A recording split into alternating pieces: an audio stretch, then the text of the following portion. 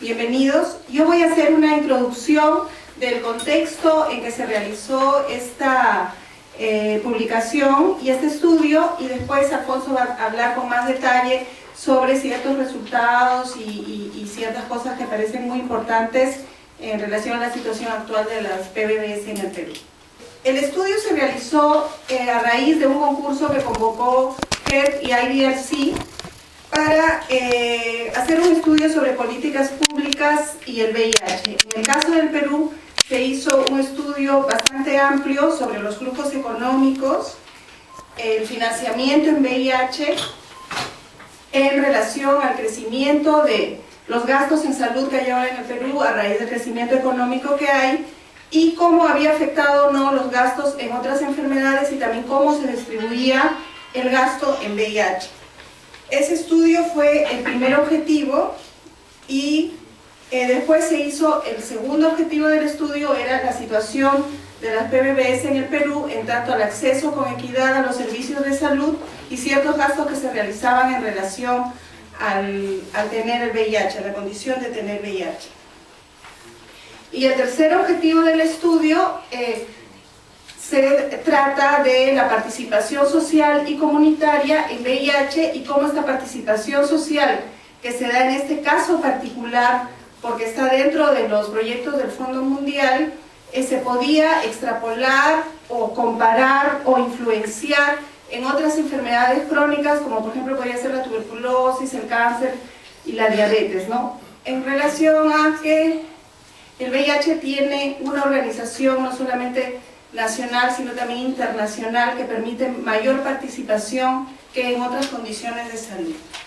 Participaron en este estudio otros países como Sudáfrica, Madagascar, Lesoto y el Perú. En el caso, era es el único país latinoamericano que participó, ¿no? Este estudio ha proyectado y ha programado tener otras publicaciones respecto a los otros objetivos del estudio, para poder explicar un poco más y contextualizar más aún esta publicación de las PBBS. Sin embargo, esta publicación nos pareció muy importante sacarla a la luz y ver en qué situación estaba el acceso y ciertas determinantes sociales, económicas, que posibilitaban el mayor o menor acceso a los servicios de salud, al TARGA o a la atención integral, ¿no? Porque no es lo mismo acceder al servicio que acceder a una atención integral. El reto para hacer un estudio de acceso en población viviendo con VIH a los servicios de salud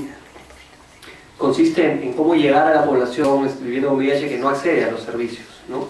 La mayoría de encuestas, cuando se hacen sobre calidad de la atención, sobre acceso, sobre datos, se hacen en los hospitales, se hacen con personas que ya están dentro de un sistema de salud. Entonces, obviamente esos datos tienen un sesgo y tienen una pobre representación de lo que está pasando con la población que no llega.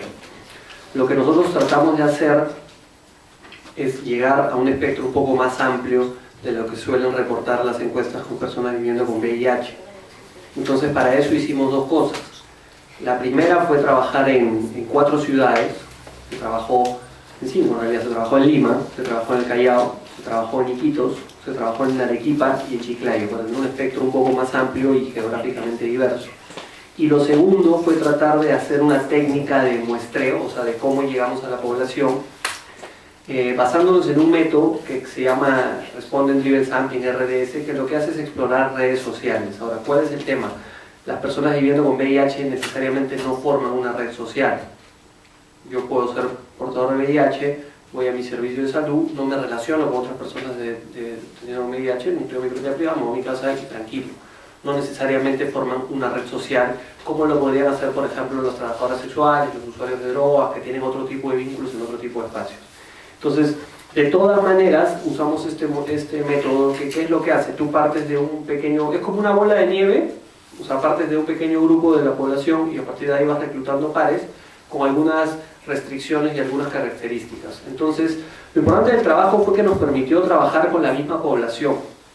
En Lima trabajamos con peruanos positivos en el Callao con Corazón de Chalacos, en Iquitos con Lazos de Vida, y en Arequipa, en Chiclayo, trabajamos con dos organizaciones que no son de personas viviendo con VIH, pero que están vinculadas a salud, ¿no? En Chiclayo Max Salud y en Arequipa Guarmiguasi. Entonces fue un proceso bastante importante para nosotros, ¿no? Porque nos permitió explicarle el estudio a las poblaciones, que nos dieran su aporte, enseñarles el instrumento, poder validarlo con ellos, y además, por otro lado, bueno, de una manera puntual y bastante breve, pero también tener a la misma población como parte de un proceso de investigación. Las personas que han aplicado las encuestas son personas viviendo con VIH entrenadas por nosotros. Entonces eso también, desde nuestro punto de vista, si bien todavía es más un gesto que una práctica, creo que es un paso importante de entender que no solo la generación de decisiones, sino la generación de evidencia también tiene que hacerse con la comunidad interesada, ¿no? Para evitar que parta del sesgo del investigador que solo quiere investigar lo que el investigador piensa que es lo importante, ¿no? Cuando a veces estamos enfocándonos y enfocando un poco mal el blanco, ¿no?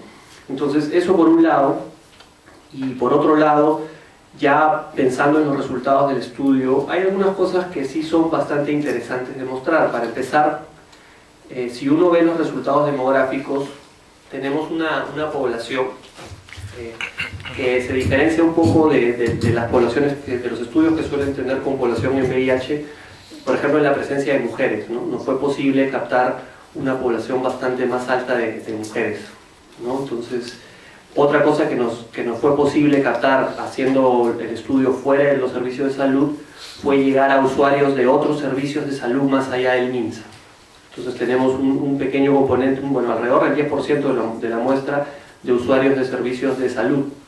También pudimos captar usuarios de servicios de Fuerzas Armadas, usuarios privados y algunas personas que no tienen ningún tipo de seguro, ¿no? Entonces eso tal vez es un aporte importante de este estudio. Otra de las cosas que encontramos, nosotros hemos usado una técnica que explora redes sociales. Entonces sí exploramos una red social, pero ¿qué red social fue la que exploramos? La red social de personas viviendo con VIH organizadas, ¿no? Al final de cuentas lo que hemos explorado en estas ciudades es la población que estaba alrededor de las organizaciones, que si bien es más diversa que la que accede a los servicios de salud, todavía no es representativa y sabemos que puede haber población viviendo con VIH a la que no hemos llegado, ¿no? Entonces esta información es útil, pero todavía tiene algunas limitaciones. Otra de las cosas interesantes que encontramos, por ejemplo, que ustedes lo pueden ver cuando vean el estudio, es el uso de los servicios. De los usuarios PBS que estaban asegurados en el salud, el 35% utiliza los servicios del MINSA para sus servicios de VIH, ¿no? Probablemente porque cuando uno está inscrito en un programa Targa, es más rápido atenderse en el Ministerio de Salud que en el Salud, ¿no? Los que tenemos familiares, los que hemos sido usuarios del servicio de salud, sabemos que es una burocracia un poco fuerte y que a veces es complicado por sus sistemas de referencia, ¿no? Entonces, pero sin embargo lo que te está demostrando es que hay un cruzamiento de los fondos, digamos, ¿no? Gente que hace un aporte en otro servicio está siendo usuario de un servicio público que está destinado a cubrir a los que no están asegurados en otro sistema, ¿no? Entonces ese también es un hallazgo interesante y que es importante de tomar en cuenta, sobre todo para la utilización de fondos que sabemos que cada vez van a ser más limitados para el tema de VIH, ¿no? Y otro hallazgo puntual, porque estamos siendo bastante breves, simplemente un poco presentándoles lo que hemos hecho y ya invitándolos a que lean el estudio, es cuando encontramos una vez más un acceso bastante alto, lo cual no necesariamente nos dice que desde el punto de vista de cobertura estamos llegando a todas las personas que viven con VIH, sino que probablemente hemos captado una población que ya tiene cierta cercanía con los servicios de salud, ¿no? Hemos encontrado a la pregunta, a la exploración de aquellas personas viviendo con VIH, porque el estudio se hizo con solo personas viviendo con VIH, ¿no? Que tenían ya un contacto con un programa de salud, recibiendo o no antirretrovirales, pero ya un contacto, ¿no? Ya estaban siendo vistas por personal de salud, encontramos el 96% de la población.